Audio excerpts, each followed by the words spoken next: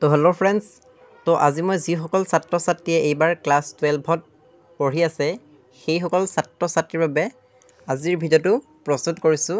গতিকে ছাত্ৰ ছাত্ৰীসকলে ভিডিঅ'টো স্কিপ নকৰাকৈ আৰম্ভণিৰ পৰা শেষলৈকে চাই যোৱা। তো আজি মই তোমালোকৰ বাবে অসমীয়া কিতাপৰ মগনিয়াৰ যিটো লেচন আছে সেই কবিতাটো মই তোমালোকৰ বাবে লৈ আহিছোঁ। গতিকে তোমালোকে ভিডিঅ'টো স্কিপ নকৰাকৈ আৰম্ভণিৰ পৰা শেষলৈকে চাই যোৱা। তো মগনিয়াৰ কবিতাটোৰ কবিগৰাকীৰ নাম হৈছে যতীন্দ্ৰনাথ দুৱৰা। গতিকে তোমালোকে চাই যোৱা। পাঠটো নিৰ্বাচন কৰাৰ উদ্দেশ্য কথা কবিতা 19 শতিকাৰ এক উল্লেখযোগ্য সৃষ্টি। তো এইডোখৰতে তোমালোকৰ এটা প্ৰশ্ন আহে যে কথা কবিতা কোন শতিকাৰ এক উল্লেখযোগ্য সৃষ্টি। তো তোমালোকে উত্তৰটো লিখিব লাগিব যে কথা কবিতা 19 শতিকাৰ এক উল্লেখযোগ্য সৃষ্টি। তো এইটো বহুত দৰকাৰী হয়, এই প্ৰশ্নটো পৰীক্ষাত আহে আৰু এই প্ৰশ্নটো পৰীক্ষাত আহিব। গতিকে তোমালোকে এতিয়াৰ পৰা কলমেৰে দাগ দি যাবা। ৰুছ সাহিত্যিক আইভান তুৰ্গেনিভক ইয়াৰ জনক বুলি কোৱা হয়। অৰ্থাৎ কথা কবিতাৰ জনক বুলি কাক কোৱা হয়, এনেকৈ তোমালোকৰ পৰীক্ষাত প্ৰশ্নটো আহিব। তোমালোকে উত্তৰটো লিখিব লাগিব যে কথা কবিতাৰ জনক বুলি ৰুছ সাহিত্যিক আইভান তুৰ্গেনিভক জনা যায় বুলি উত্তৰটো লিখিব লাগিব। যদিহে তোমালোকে উত্তৰটো যতীন্দ্ৰনাথ দুৱৰা বুলি লিখা তেনেহ'লে উত্তৰটো ভুল হ'ব। গতিকে কথা কবিতাৰ জনক বুলি কাক কোৱা হয়? আইভান তুৰ্গেনিভক কোৱা হয়। অসমীয়া ভাষাত প্ৰথম কথা কবিতা ৰচনা কৰে যতীন্দ্ৰনাথ দুৱৰাই। গতিকে প্ৰশ্ন হ'ল যে অসমীয়া ভাষাত প্ৰথম কথা কবিতা কোনে ৰচনা কৰিছিল? তো উত্তৰটো তোমালোকে লিখিব লাগিব যে যতীন্দ্ৰনাথ দুৱৰাই অসমীয়া ভাষাত প্ৰথম কথা কবিতা ৰচনা কৰিছিল। তো যিহেতু অসমীয়া পৰীক্ষা তোমালোকৰ পাঠৰ মাজৰ প্ৰশ্নবোৰ বহুত আহে, গতিকে এনেধৰণৰ প্ৰশ্নবোৰ তোমালোকৰ পৰীক্ষাত আহিব আৰু তোমালোকে এতিয়াৰ পৰা চাই যাব লাগিব। এই পাঠৰ মাজৰ প্ৰশ্নবোৰ এতিয়াৰ পৰা দাগ দিব লাগিব আৰু মুখস্থ কৰিব লাগিব। তাৰপিছত কৈছে তেওঁৰ কথা কবিতা পুথিখনৰ নাম হৈছে কথা কবিতা। অৰ্থাৎ যতীন্দ্ৰনাথ দুৱৰাই লিখা কথা কবিতা পুথিখনৰ নাম কি? এনেকৈ প্ৰশ্নটো আহিব আৰু তোমালোকে উত্তৰটো লিখিব লাগিব যে কথা কবিতা। তেওঁৰ কথা কবিতা পুথিখনৰ নাম হৈছে কথা কবিতা। গতিকে এইটো এটা প্ৰশ্ন পৰীক্ষাত আহে, গতিকে তোমালোকে ভালদৰে লক্ষ্য কৰিব লাগিব। কথা কবিতা সম্পৰ্কে ছাত্ৰ ছাত্ৰীক অৱগত কৰাটোৱেই হৈছে এই পাঠ নিৰ্বাচন কৰাৰ ঘাই উদ্দেশ্য। অৰ্থাৎ কথা কবিতাৰ বিষয়ে এই পাঠটোত উল্লেখ কৰা হৈছে। পাঠটো অধ্যয়নৰ জৰিয়তে ছাত্ৰ ছাত্ৰীয়ে কবিতা আৰু কথা কবিতাৰ মাজত যিমানখিনি পাৰ্থক্য আছে সেই পাৰ্থক্যৰ বিষয়ে ছাত্ৰ ছাত্ৰীসকলে অৱগত কৰিব পাৰিব বুলি এই লেচনটোত কৈছে। গতিকে এতিয়া আমি লেচনটোত জানিম যে কবিতা আৰু কথা কবিতাৰ মাজত পাৰ্থক্যনো কি আছে। অৰ্থাৎ লেখকৰ পৰিচিতটো তোমালোকে চাই যোৱা। 1892 চনত শিৱসাগৰৰ আমোলাপট্টিত যতীন্দ্ৰনাথ দুৱৰাৰ জন্ম হৈছিলে। তো 1892 চনত শিৱসাগৰৰ আমোলাপট্টিত যতীন্দ্ৰনাথ দুৱৰাৰ জন্ম হৈছিলে। 1909 চনত তেওঁ শিৱসাগৰৰ চৰকাৰী উচ্চ ইংৰাজী বিদ্যালয়ৰ পৰা প্ৰৱেশিকা পৰীক্ষাত উত্তীৰ্ণ হৈ উচ্চ শিক্ষাৰ্থে তেওঁ কটন কলেজত ভৰ্তি হৈছিল। তেখেতে কটন কলেজত ভৰ্তি হৈছিল যদিও পিছত কলিকতালৈ গৈ স্কটিছ চাৰ্চ কলেজৰ পৰা BA পৰীক্ষাও পাছ কৰিছিলে। অৰ্থাৎ তেখেত কি আছিলে? বহুত শিক্ষাবিদ আছিলে। তাৰপিছত আইন আৰু MA শিক্ষা আধাতে সামৰি শিৱসাগৰলৈ উভতি আহে। অৰ্থাৎ তেওঁ শিৱসাগৰলৈ কি হ'ল? উভতি গ'ল। ডিব্ৰুগড়ৰ জৰ্জ ইনষ্টিটিউশ্যনত দুবাৰকৈ অৰ্থাৎ দুৱৰাই পোনপ্ৰথমে শিক্ষকতা লাভ কৰিলে। তাৰপিছত স্কটিছ চাৰ্চ কলেজিয়েট স্কুলত বহু বছৰৰ শিক্ষকতা কৰিছিলে। কিছুদিন কলিকতা বিশ্ববিদ্যালয়ৰ MA শ্ৰেণীত অংশকালীন অধ্যাপক হিচাপে কাম কৰিছিলে। অৰ্থাৎ 1945 চনত ডিব্ৰুগড়ৰ হনুমান বক্স সুৰজমল কানৈ কলেজত স্থাপিত হোৱাত দুৱৰা অসমীয়া বিভাগৰ মুখ্য অধ্যাপক পদত নিযুক্ত হৈছিলে। এই পদৰ পৰাই তেওঁ চাকৰি জীৱনৰ পৰা অৱসৰ গ্ৰহণ কৰে। অৰ্থাৎ আমি জানিব পাৰিলোঁ যে অৰ্থাৎ যতীন্দ্ৰনাথ দুৱৰাই কি আছিলে? বহুত শিক্ষাবিদ আছিলে। তেখেতে বিভিন্ন গ্ৰন্থও লিখিব পাৰিছিলে বা বিভিন্ন কবিতা পুথি লিখিছিলে। অৰ্থাৎ তেখেতে বিভিন্ন কলেজত এডমিশ্যন লৈছিলে। অৰ্থাৎ বিভিন্ন কলেজত বিভিন্ন শিক্ষা তেখেতে গ্ৰহণ কৰিছিলে আৰু তেখেতে বিভিন্ন ধৰণৰ চাকৰিও কৰিছিলে। অৰ্থাৎ চাকৰি জীৱন কৰিছিলে। ছাত্ৰাৱস্থাৰ পৰাই কবিতা ৰচনা কৰা দুৱৰাৰ কবিতা পুথিকেইখন হ'ল উমৰ তীৰ্থ আপোন সুৰ বন ফুল মিলনৰ সুৰ আৰু মৰমৰ সুৰ। গতিকে মষ্ট ইম্পৰ্টেণ্ট কুৱেশ্যন হয় এইকেইটা। তোমালোকৰ পৰীক্ষাত আহিব যে যতীন্দ্ৰনাথ দুৱৰাৰ লিখা 3খন কবিতা পুথিৰ নাম লিখা। তেতিয়া উত্তৰটো লিখিব লাগিব উমৰ তীৰ্থ, আপোন সুৰ, বন ফুল, মিলনৰ সুৰ আৰু মৰমৰ সুৰ। তো এইটো বহুত দৰকাৰী প্ৰশ্ন, তোমালোকে এতিয়া মুখস্থ কৰা। এই প্ৰশ্নটো পৰীক্ষাত আহে যে যতীন্দ্ৰনাথ দুৱৰাই লিখা 2খন কবিতা পুথিৰ নাম লিখা। বহুত কমন হয়, এই প্ৰশ্নটো আহিবই। আৰু এখন হৈছে কথা কবিতা। গতিকে একমাত্ৰ কথা কবিতা পুথি ফাৰ্চী চুফী কবি উমৰ খায়ামৰ ৰুবায়তৰ প্ৰথম অসমীয়ালৈ ভাৱানুবাদ কৰি দুৱৰাই উমৰ তীৰ্থ পুথিখন ৰচনা কৰে। গতিকে উমৰ তীৰ্থ পুথিখন কোনে ৰচনা কৰিছিলে? উমৰ খায়ামৰ ফাৰ্চী চুফী কবি উমৰ খায়ামে ৰচনা কৰিছিলে উমৰ তীৰ্থ পুথিখন। তাৰপিছত দিছে বনফুল কবিতা পুথিৰ বাবে দুৱৰাই সাহিত্য অকাডেমী বঁটা লাভ কৰিছিলে। গতিকে এতিয়া প্ৰশ্ন হ'ল যে যতীন্দ্ৰনাথ দুৱৰাই কোনখন পুথিৰ বাবে সাহিত্য অকাডেমী বঁটা লাভ কৰিছিলে? তো উত্তৰটো লিখিব লাগিব যে বনফুল কবিতা পুথিৰ বাবে সাহিত্য অকাডেমী বঁটা লাভ কৰিছিলে। আৰু কিমান চনত লাভ কৰিছিলে?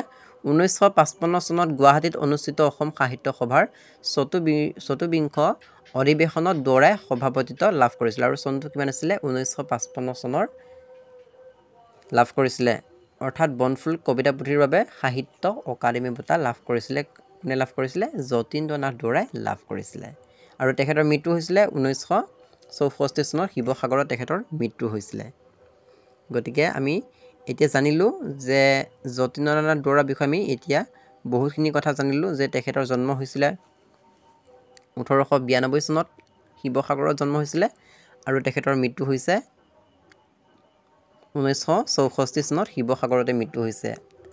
অৰ্থাৎ আমি জানিলোঁ যে তেখেতৰ মাক দেউতাক যেতিয়া ঢুকালে তেখেতে নিজে বহুত কষ্ট কৰিলে সৰুৰ পৰা, আৰু সৰুৰ পৰা ডাঙৰ হ'ল, আৰু ডাঙৰ হোৱাৰ লগে লগে তেখেতে বিভিন্ন ধৰণৰ জ্ঞান ল'বলৈ আৰম্ভ কৰিলে আৰু তেখেতে বিভিন্ন কবিতা পুথি বা কবিতা ৰচনা কৰিলে আৰু সেইকেইখনৰ নাম হৈছে উমৰ তীৰ্থ, আপোন সুৰ, বনফুল, মিলনৰ সুৰ। এইকেইখন হৈছে তেখেতৰ কবিতা পুথি। গতিকে প্ৰশ্ন আহিব ইয়াৰ ওপৰত, গতিকে তোমালোকে এতিয়া চাই যোৱা। তাৰপিছত মূল পাঠটো দিছে, অৰ্থাৎ মূল লেচনটোৰ মূল কথাখিনি দিছে। তো মোৰ PDF-টোত সকলোবোৰ নাই, যিখিনি আছে মই তাকে তোমালোকক কৈ যাম, গতিকে তোমালোকে চাই যোৱা। ইয়াত কৈছে মূল পাঠটোত যে মই বাটেদি গৈ আছিলোঁ, এটা বুঢ়া বেমাৰী হাড় ছাল ওলোৱা মগনীয়াৰ আহি মোৰ ওচৰত থিয় হ'লহি। তো ইয়াত কৈছে যে মই বাটেদি গৈ আছিলোঁ, অৰ্থাৎ কোন গৈ আছিলে? অৰ্থাৎ কবি গৈ আছিলে। অৰ্থাৎ কবি যতীন্দ্ৰনাথ দুৱৰা বাটেদি গৈ আছিলে। তেতিয়া কি হ'ল? এটা বুঢ়া বেমাৰী হাড় ছাল ওলোৱা মগনীয়াৰ আহি মোৰ ওচৰত থিয় হ'লহি বুলি কবি যতীন্দ্ৰনাথ দুৱৰাই কৈছে। সেই মগনীয়াজনৰ কি আছিলে? তাৰ ওঠ সেতা, চকু দুটা ৰঙা আৰু গাত ফটা কাপোৰ আছিলে। অৰ্থাৎ মগনীয়া মানে কি তোমালোকে জানিছা? মগনীয়া মানে হৈছে মাগী খাওঁতা। যোনে মাগী খুজি খায় তেওঁক কোৱা হয় মগনীয়া। গতিকে কবি যতীন্দ্ৰনাথ দুৱৰাই কৈছে যে মই বাটেদি গৈ আছিলোঁ, এটা বুঢ়া বেমাৰী হাড় ছাল ওলোৱা মগনীয়াৰ, অৰ্থাৎ খুজি খাওঁতা মানুহ এজন আহি মোৰ ওচৰত থিয় হ'লহি।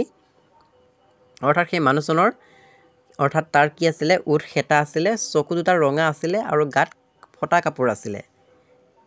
সি দুখন ভৰি কেনেকুৱা হৈছে? মানে যতীন্দ্ৰনাথ দুৱৰাই দেখিছে যে তেখেতৰ ভৰি দুখন কিবা নিচিনা হৈ আছে, মানে ভাল নহয়। অৰ্থাৎ তেখেত মানুহজন লেতেৰা হৈ আছিলে।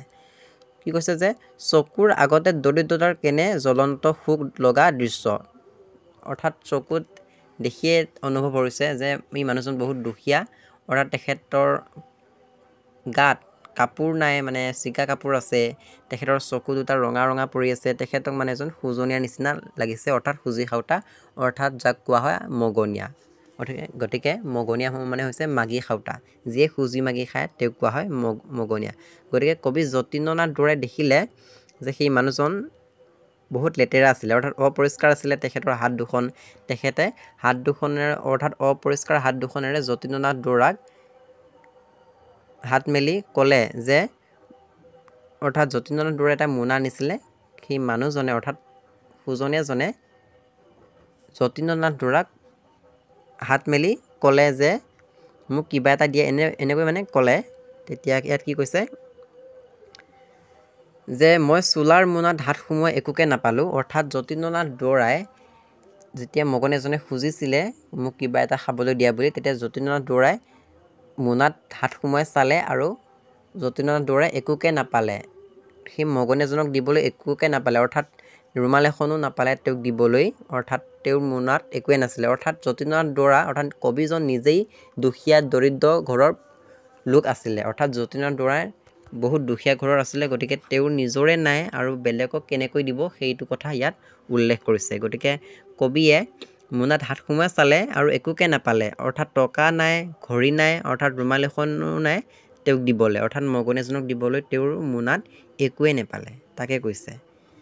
মগনীয়াটোৱে তেতিয়াৰ মোৰ ওচৰতে হাত পাতি থিয় হৈ আছে। যেতিয়া মগন এজনে খুজি আছিলে যে মোক কিবা এটা দিয়া বুলি, তেতিয়া কবি যতীন্দ্ৰনাথ দুৱৰাই হাত সোমোৱাই একো নাপালে মোনাত, গতিকে তেতিয়ালৈকে সেই মগনীয়াজন যতীন্দ্ৰনাথ দুৱৰাৰ ওচৰতে ৰখি আছে আৰু তাৰ দুৰ্বল শৰীৰ কঁপিবলৈ ধৰিলে। তেখেতে বহুত ভয় খালে, বা অৰ্থাৎ মগন এজনে যিহেতু খুজি আছে তেখেত খাবলৈ পোৱা নাই, গতিকে তেখেত কঁপিবলৈ ধৰিলে বহুত, অৰ্থাৎ ঠাণ্ডা অনুভৱ কৰিলে।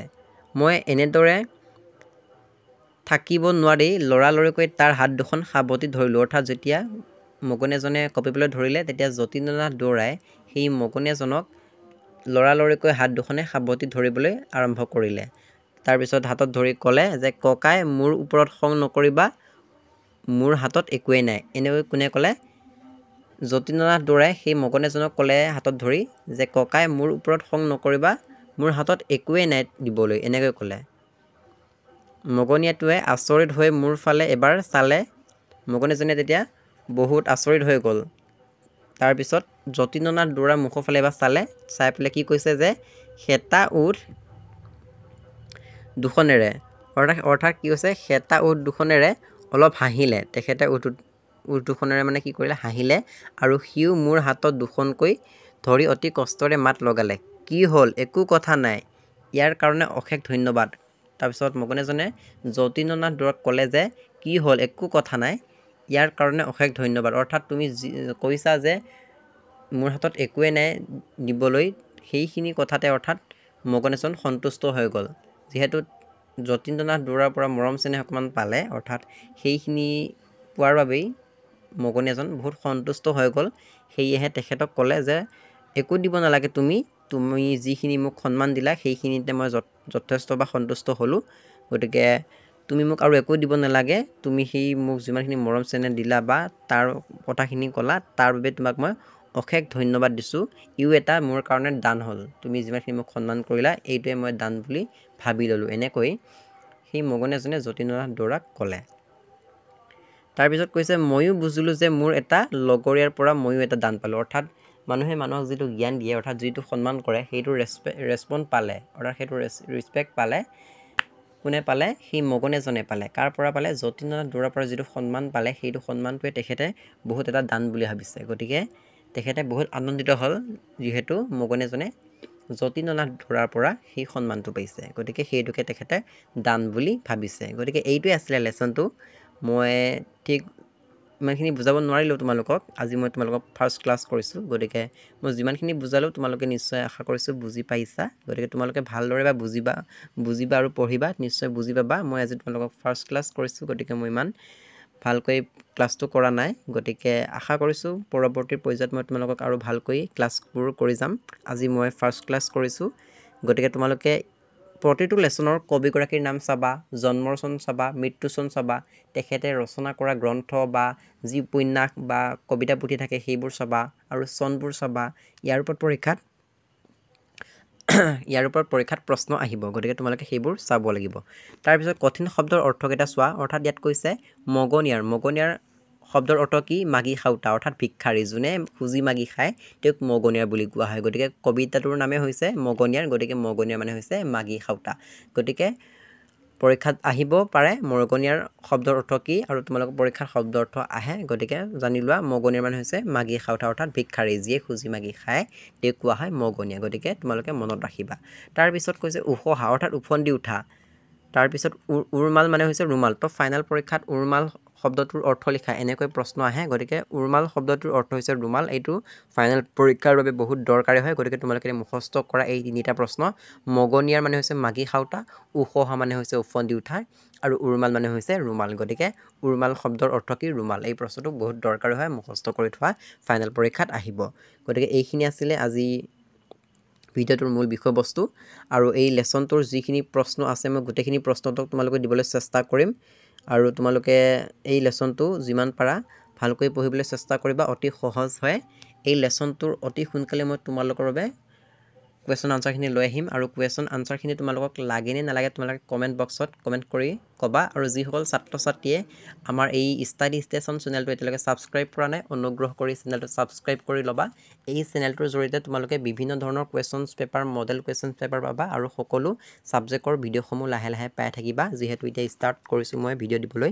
গতিকে তোমালোকে হোৱাটছআপ গ্ৰুপত জইন হৈ ল'বা যিসকল ছাত্ৰ ছাত্ৰীয়ে আমাৰ হোৱাটছআপ গ্ৰুপত এতিয়ালৈকে জইন হোৱা নাই সেইসকল ছাত্ৰ ছাত্ৰীয়ে আমাৰ কমেণ্ট বক্সত হোৱাটছআপ গ্ৰুপৰ লিংক দিয়া আছে ছাত্ৰ ছাত্ৰীসকলে অতি সোনকালেই হোৱাটছআপ গ্ৰুপত জইন হৈ লোৱা আমাৰ কমেণ্ট বক্সত এই ভিডিঅ'টোৰ কমেণ্ট বক্সত আমাৰ হোৱাটছআপ গ্ৰুপৰ লিংক দিয়া আছে গতিকে এতিয়া যোৱা আৰু চেনেলটো ছাবস্ক্ৰাইব কৰা আৰু হোৱাটছআপ গ্ৰুপত জইন হোৱা আৰু তোমালোকে বন্ধু বান্ধৱীৰ লগত এই ভিডিঅ'টো শ্বেয়াৰ কৰি দিয়া যাতে তোমালোকৰ দৰে সেই বন্ধু বান্ধৱীসকলেও উপকৃত হ'ব পাৰে গতিকে আশা কৰিছোঁ তোমালোকে বুজি পাইছা মই কি ক'ব বিচাৰিছোঁ যিসকল ছাত্ৰ ছাত্ৰীয়ে এতিয়ালৈকে আমাৰ এই ষ্টাডি ষ্টেচন চেনেলটো ছাবস্ক্ৰাইব কৰা নাই অনুগ্ৰহ কৰি চেনেলটো ছাবস্ক্ৰাইব কৰি লোৱা মই অতি সোনকালেই তোমালোকৰ বাবে এইচএছ ভিডিঅ' অৰ্থাৎ ক্লাছ 12ৰ সকলোবোৰ ছাবজেক্টৰ কুৱেশ্যন আনসাৰ লৈ আহিম গতিকে আজিলৈ ইমানেই ভিডিঅ'টো কেনে লাগিল কমেণ্ট বক্সত জনাবলৈ নাপাহৰিবা যদি সেই ভিডিঅ'টোৰ পৰা উপকৃত হৈছা তেনেহ'লে এটা কমেণ্ট কৰি জনাই দিবা আজিলৈ ইমানেই ধন্যবাদ